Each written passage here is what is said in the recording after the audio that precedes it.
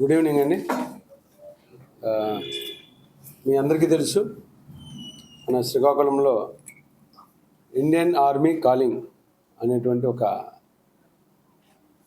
ఫోర్సెస్కి training ఇచ్చేటువంటి institute ఒకటి గత సంవత్సరం స్టార్ట్ చేయడం జరిగింది. దానికి డైరెక్టర్గా బస్వా వెంకటరమణ అని ఆయన దాని డైరెక్టర్గా ఉంటున్నాడు. దాంట్లో ఏంటంటే ఈ మధ్యన మీరు చూసే ఉంటారు, మీ సోషల్ మీడియాలో చాలా వైరల్గా వచ్చింది. ఆ డైరెక్టర్ ఒక స్టూడెంట్ని ఒక వైర్ లాంటి దీంతో విపరీతంగా కొడుతూ ఉండడం, కుర్రవాడు రిక్వెస్ట్ చేయడం, బతిమాలడం జరుగుతుంది. అయినా సరే ఆయన కంటిన్యూగా కొడుతూ ఉండడం అనేది ఆల్మోస్ట్ 2 minutes 50 seconds ఒకటి, 46 seconds ఒకటి, రెండు చాలా వైరల్ అయినాయి. ఇమీడియట్గా దాని మీద మేము విచారణ చేపట్టడం జరిగింది. విచారణ చేస్తే 2023 డిసెంబర్ 28వ తారీఖున ఆ ఇన్సిడెంట్ జరిగినట్టు, ఆ తర్వాత అది సోషల్ మీడియాలో వచ్చినట్టుగా మాకు తెలిసింది. విచారణలో అందులో బాధితుడు ఎవరైతే ఉన్నాడో అతను ఐడెంటిఫై చేయడం, అతని దగ్గర ఏం జరిగిందని వాస్తవాన్ని తెలుసుకొని ఆ ఇచ్చినటువంటి స్టేట్మెంట్ మీద 1 Town ఎస్ఐ హరికృష్ణ గారు కేసు నమోదు చేశారు. ఎందుకంటే ఒక మైనర్ కుర్రవాడు, అతను మైనర్ పేరు మేము చెప్పకూడదు. ఆ మైనర్ కుర్రవాడు తాలూకా అతన్ని అంత క్రూరంగా హింసించడం అనేది జేజే యాక్ట్ ప్రకారం చాలా పెద్ద నేరం అది. అలాగే అతన్ని ఒక రూమ్లో బంధించి అతన్ని అంత చిత్రహింసకు గురి చేశాడు. దాని మీద 1 Town సిఐ గారు ప్రత్యేకంగా ఇతన్ని ఎలాగైనా పట్టుకోవాలని ఆ రోజు రాత్రి అంతా కూడా ఎఫర్ట్ చేయడం, ఆయన ఎఫర్ట్స్ మూలంగా నిన్న ఈవినింగ్ పోలీస్ స్టేషన్ దగ్గర ఆయన అరెస్ట్ చేయడం జరిగింది. అరెస్ట్ చేసిన తర్వాత విచారణ చేస్తే అతని ఇన్స్టిట్యూట్కి సంబంధించి ఎటువంటి డాక్యుమెంటేషన్ లేదు, దానికి లైసెన్స్ లేదు, దానికి ఎటువంటి పర్మిషన్స్ లేవు.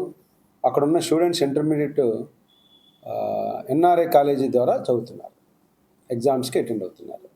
సో ఎటువంటి పర్మిషన్స్ లేకుండా, ఎటువంటి ప్రాపర్ లైసెన్స్ లేకుండా ఇన్స్టిట్యూట్ నడపడం అనేది కూడా నేరమే.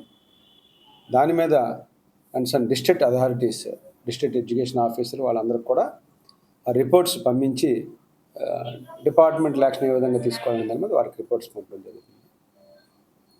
అలాగే ఈ మధ్యకాలంలో ఒక ఎలిగేషన్ కూడా వచ్చింది.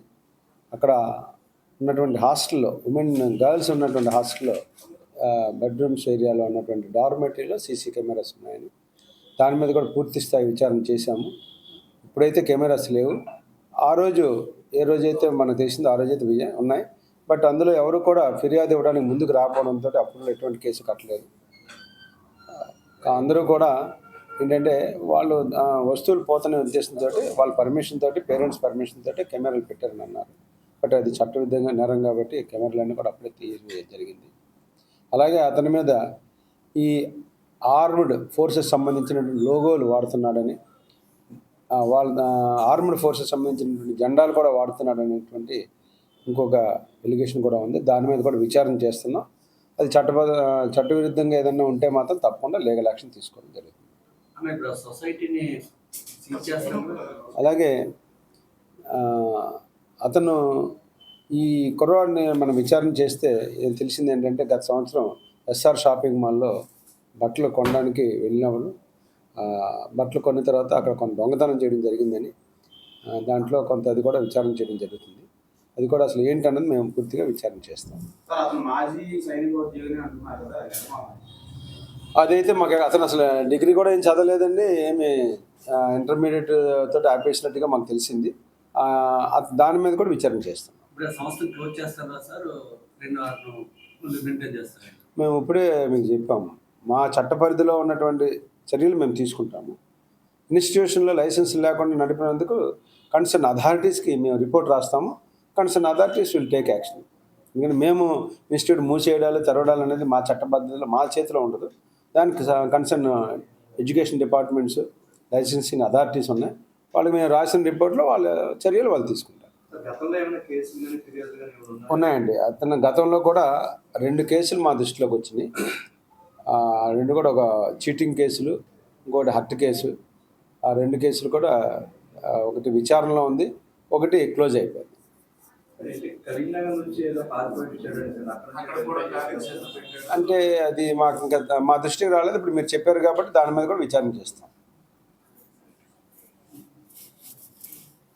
పిల్లల భవిష్యత్తు అంటే అక్కడ పిల్లలు ఉన్నప్పుడు వాళ్ళ సంగతి ఆ పిల్లలు అనేది మేము కంపల్సరీ వాళ్ళకి ఆల్టర్నేటివ్ ఎడ్యుకేషన్ సిస్టమ్ పెట్టడానికి మేము రిపోర్ట్ రాసినప్పుడే ఆ పిల్లలకి ఎటువంటి ఇబ్బంది కలగకుండా వాళ్ళ విద్యా విధానానికి భద్రత కల్పిస్తూ తగు చర్య తీసుకోమని మేము డిఈఓ గారు కూడా రాయడం జరిగింది. వాళ్ళందరికీ వేరే కాలేజీకి షిఫ్ట్ చేస్తాం. ఇప్పుడు already they are students of the NRI college అండి. ఆర్మీ కాలేజ్ సెంటర్ అనేది ఏమి కాలేజీ కాదు అది. వాళ్ళు ఎన్ఆర్ఐ కాలేజ్ ద్వారానే ఎగ్జామ్స్ రాస్తారు కాబట్టి ఎన్ఆర్ఐ కాలేజ్ స్టూడెంట్గానే ఉంటారు.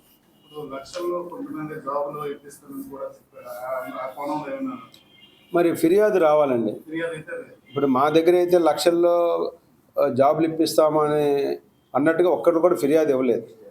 అటువంటి ఫిర్యాదులు ఏమైనా ఉంటే మా దృష్టికి వస్తే తప్పకుండా చట్టపరంగా చర్యలు తీసుకుంటాం. ఆల్రెడీ 3 కేసులు ఉన్నప్పుడు ఇంక 4వ కేసు 5వ కేసు ఏదైనా కడతాం, తప్పకుండా చేస్తాం. ఇందులో ఇంకేదన్నా తదుపరి చర్యలు తీసుకోవాల్సి ఉన్నా కూడా తీసుకుంటాం.